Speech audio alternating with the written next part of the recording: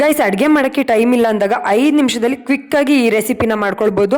Miss ಮಾಡ್ದಲೆ ವಿಡಿಯೋನ save ಮಾಡ್ಕೊಳ್ಳಿ, ಹಾಗೆ ಫ್ರೆಂಡ್ಸ್ ಅಂಡ್ ಫ್ಯಾಮಿಲಿಗೆ ಶೇರ್ ಮಾಡಿ. ಮೇನ್ ಆಗಿ ಯಾರೆಲ್ಲ ಬ್ಯಾಚುಲರ್ಸ್ ಇದಾರೆ ಅವ್ರಿಗೆ ಈ ರೀಲ್ ನ ತಪ್ಪದೆ ಶೇರ್ ಮಾಡಿ. ಒಂದ್ ಬಾಂಡ್ಲಿಗೆ 2 ಸ್ಪೂನ್ ಎಣ್ಣೆ, 2 ಸ್ಪೂನ್ ತುಪ್ಪ ಹಾಕಿ ಚೆನ್ನಾಗಿ ಬಿಸಿ ಆದ್ಮೇಲೆ ಜೀರಿಗೆನ ಹಾಕಿ ಚೆನ್ನಾಗಿ ಫ್ರೈ ಮಾಡ್ಕೊಳ್ಳಿ. ಆನಂತರ ಸುಲ್ದಿರೋಂಥ ಬೆಳ್ಳುಳ್ಳಿನ ಚೆನ್ನಾಗಿ ಕುಟ್ಬಿಟ್ಟು ಇದ್ರ ಜೊತೆಗೆ ಮಿಕ್ಸ್ ಮಾಡ್ಕೊಳ್ಳಿ. ತುಪ್ಪ ಮತ್ತೆ ಬೆಳ್ಳುಳ್ಳಿನೇ ಇದಕ್ಕೆ ಮೇನ್ ಇಂಗ್ರೀಡಿಯೆಂಟ್ಸ್ ಬೇಕಾಗಿರೋದು.